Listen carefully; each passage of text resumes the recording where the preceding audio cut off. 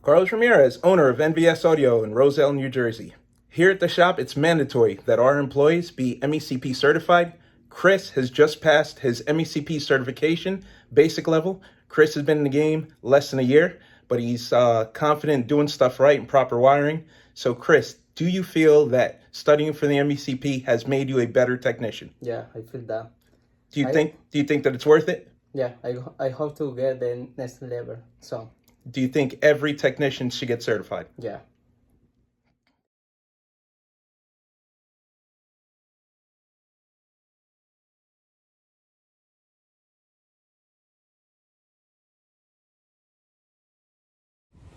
So it's crazy to me how people are still doing this. We're chasing noise issues in this Jeep for a couple hours, and then it came down to this. So another thing you have to be careful of is this wire claims to be oxygen-free copper, but it's not. It's aluminum. And this company gets sued for that because it says OFC right there. Unless OFC stands for something else, but this wire is not copper. Then on top of it not being copper, they had that little bit going to a seat bolt without cleaning the paint, so that was a horrible ground. Then on top of that, only a third of the actual wire was in the amplifier. This is a pretty big amplifier. This is the Rockford 1000 Power Series. Amplifier draws a serious amount of current. So as you can see, we replaced the power wire and the ground wire with Stinger oxygen-free copper wire, which is real wire. This is the wire we use, premium OFC copper cable from Stinger. And instead of grounding to the seat bolt, we cleaned the paint and did a ground to the body using our positive ground kit. This is the way we do every single ground in the shop. It's more expensive to do it this way, but it's better. We have some super strong bolts. These are either grade 8 or grade 10 bolts. Star washers, flange nuts. This is the way every single ground is done. And then we add this to keep the ground from rusting. This is the brush we use to clean the paint. I mean, it's simple stuff. This cost me hours and hours of troubleshooting. Stupid. So now it's fixed, all the noise is gone, but I can't believe people are still doing this. This is crazy. So troubleshooting that Jeep wasted hours of my day because my other technician was looking at it and he couldn't figure it out, couldn't figure out the noise issues. So we didn't do the audio in this Jeep. We just changed out the radio and added DSP, and there was noise filters in there. We removed them because on a properly installed system, you shouldn't need noise filters. And the noise was just ridiculously loud.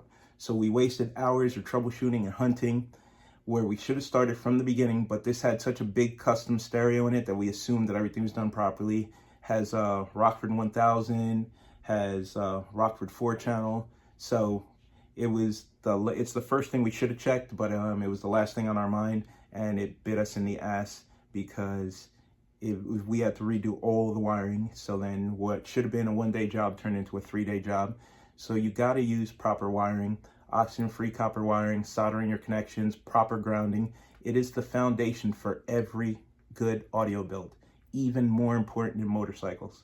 It's important in a car, it's super important in a motorcycle. So that's why it's important to have certified technicians that understand the way electrical systems work on vehicles. That way they don't make stupid mistakes like this.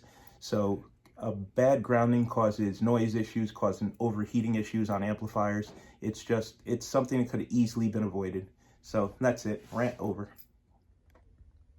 This is exactly why we buy Stinger wire by the case, because we use it every day and we need it. All our wires always OFC, always.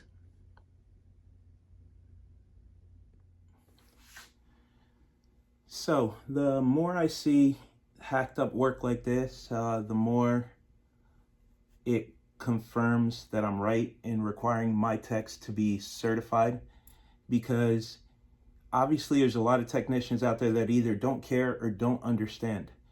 The bigger the amplifier, the more current it's going to pull. The more vital it is that you use the proper gauge wire and the proper type of wire. Like, it doesn't make sense that a client spends all this money on amplifiers that are supposed to perform a certain way, and then you install it in such a way that makes the amplifier not be able to do its job. So I keep stressing how you need oxygen-free copper wire and that you got to do proper grounding. And obviously, I have to keep saying it because it seems like every job we touch is done wrong.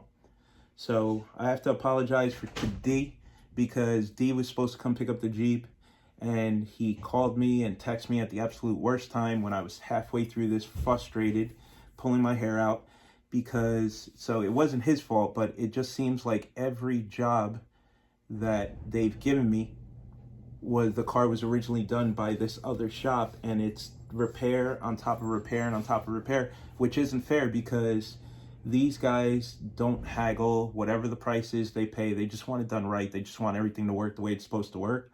And this shop just took advantage of them. And it's just, I got upset with D, and it wasn't his fault. It just seems like everything we touch is a headache. But it just shows that just because you have a fancy shop and you do high-end vehicles doesn't mean that the work is getting done properly behind the scenes.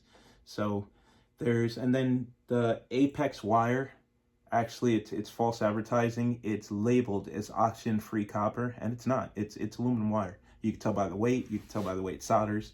It's definitely, you can tell by the amount of current that it flows. It's 100% false advertising, and I guess they get away with it because they're not an American-based company, so there's really not anybody you can sue. But stick with reputable brands. That's what we do. There's really good brands out there, but we've had really good success with Stinger, oxygen-free copper wire; Rockford, oxygen-free copper wire; Kicker, oxygen-free copper wire; New Concepts, oxygen-free copper wire; Limitless, oxygen-free copper wire is really good.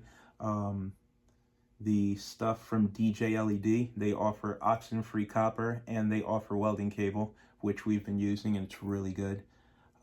We've been forced to look at other brands because Stinger has been out of stock for a while. We just got our Stinger back in, but for a good 6 months, Stinger was out of a lot of different sizes, so we were forced to check other brands, and there have been a few good ones. It's go with the company that you trust. Make sure if you have a concern, call. Every company has a 1-800 number and a tech support line. Ask them if whatever wire, because some of the companies get really tricky with it, and they'll call it high performance this and high performance that. But if it doesn't say oxygen free copper, it's not. But then in this case, it said oxygen free copper and it wasn't. So if you call Rockford, they'll take the time to explain to you how their wire's made. Rockford makes excellent wire. Stinger, if you call Stinger. And then there's another misconception. I've had customers call me, and I've had customers pull oxygen-free copper wire off their bike because they didn't think it was oxygen-free copper because the wire was silver. Copper wire is not always copper. Like the Stinger oxygen-free copper wire is actually silver because it's tinned. It's tinned to protect it from oxidizing. The Statue of Liberty is a perfect example. The Statue of Liberty turned green. The Statue of Liberty is made of copper, but it turned green being out in the elements and not being protected. Had it been tinned, this wouldn't have happened. But it's just because the wire is not copper colored doesn't mean it's not oxygen-free copper wire. And a lot of the fake aluminum wire is copper colored, so you have to be really careful. But bad grounding and cheap wire will cause all kinds of issues. The amplifiers are running hot and overheating. We are getting noise. This is stuff that you're not supposed to get from high performance equipment, just like what we were dealing with Rockford Power Series, T-Series amplifiers. These amplifiers run cool, they can take abuse, but in order for them to do their job, you have to give them a good solid ground, you have to make sure that the battery's upgraded, and you have to make sure you use oxygen-free copper wire. So that's the reason I make sure that mandatory all my employees get MECP certified so they can understand the standards. It's not just do this because I tell you to do it because you understand it's the right thing to do. So thank you.